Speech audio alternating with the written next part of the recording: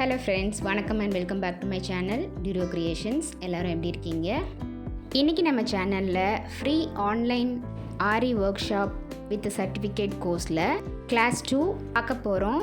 Last கிளாஸில் இந்த ஆரி ஒர்க் ஷாப்பில் கோர்ஸ் டீட்டெயில்ஸ் அண்ட் என்னென்ன மெட்டீரியல்ஸ் நம்ம பேசிக்காக யூஸ் பண்ணுவோம் அப்படிங்கிற டீட்டெயில்டு வீடியோ பார்த்தோம். இந்த வீடியோ பார்க்காதவங்க லிங்க் டிஸ்கிரிப்ஷன்லேயும் மேலே ஐகான்லேயும் கொடுக்குறேன், செக் பண்ணி பார்த்துக்குங்க. லாஸ்ட் கிளாஸ் வீடியோவை பார்த்துட்டு உங்ககிட்டேருந்து நிறைய ரெஸ்பான்ஸ் கிடச்சிது, அதுக்கு ரொம்ப தேங்க்ஸ்.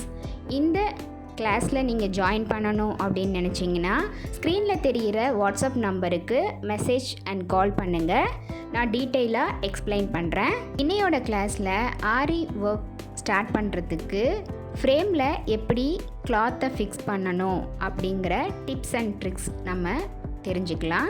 ஃபர்ஸ்ட் கிளாஸில் சொன்ன மாதிரி யூஸ்வலாக ஆரி ஒர்க் பண்ணுறதுக்கு 18 இன்ச் ஃப்ரேம் யூஸ் பண்ணுவோம். ஸோ 18 இன்ச் ஃப்ரேம் யூஸ் பண்ணால் தான் நமக்கு ஒரு ப்ளவுஸை கம்ப்ளீட்டாக பார்ட் பை பார்ட்டாக கம்ப்ளீட் பண்ண முடியும். ஸோ அந்த உடன் ஃப்ரேமில் நீங்கள் ஃபஸ்ட்டு ப்ராக்டிஸ் பண்ண ஆரம்பிக்கும் போதே நாடா சுற்றி யூஸ் பண்ண ஆரம்பிச்சிங்க அப்படின்னா நமக்கு எந்த கிளாத் ஃபிக்ஸ் பண்ணாலும் டேமேஜ் ஆகாது. அடுத்து இந்த ஃப்ரேமை ஃபிக்ஸ் பண்ணுறதுக்கான அயன் ஸ்டாண்ட் எடுத்திருக்கேன். இந்த ஸ்டாண்டில் நமக்கு 4 பில்லர்ஸ் வரும். இந்த 4 பில்லர்ஸையும் நம்ம டிஸ்மேண்டில் பண்ணி ரீஃபிக்ஸ் பண்ணுறதுக்கான ஸ்க்ரூ கொடுத்துருப்பாங்க. ஸோ அந்த ஸ்க்ரூவை யூஸ் பண்ணி நம்ம டிஸ்மேண்டில் பண்ணிக்கலாம். எப்போ தேவைப்படுமோ நம்ம ரீஃபிக்ஸும் பண்ணிக்கலாம். ரீஃபிக்ஸ் பண்ணும்போது இந்த 4 பில்லர்ஸும் நல்லா டைட்டாக இருக்கிற மாதிரி ஃபிக்ஸ் பண்ணிக்கணும். அப்போ தான் ஃப்ரேமை ஃபிக்ஸ் பண்ணிவிட்டு நம்ம ஒர்க் பண்ணும்போது ஸ்டாண்டு ஆடாமல் நல்லா ஸ்ட்ராங்காக இருக்கும்.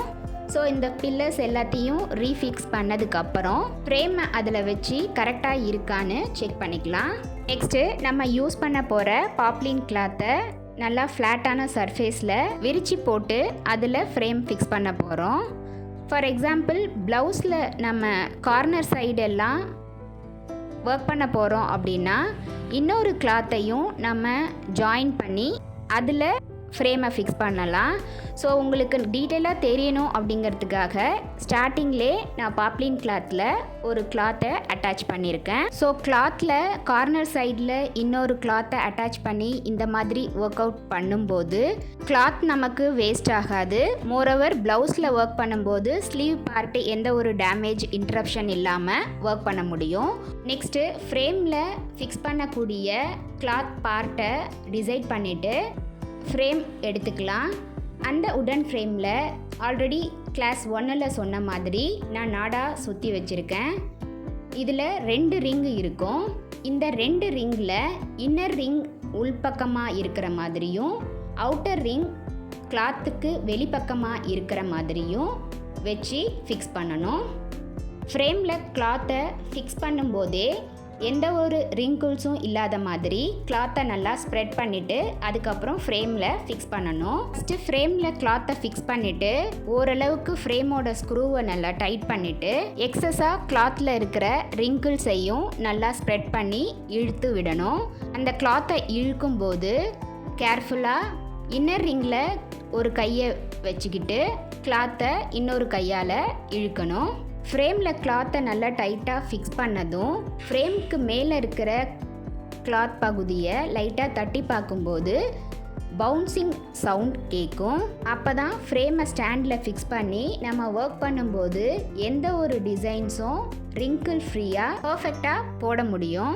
ஸோ இந்த மாதிரி ஸ்டாண்டில் நம்ம ஃப்ரேமை ஃபிக்ஸ் பண்ணதுக்கப்புறம் ஃப்ரேமை சுற்றி எக்ஸஸாக இருக்கிற கிளாத் எல்லாத்தையும் சுருட்டி ஸ்டாண்டில் இருக்கிற 4 பில்லர்ஸ் கிட்ட சேஃப்டி பின் யூஸ் பண்ணி பின் பண்ணிக்கலாம்.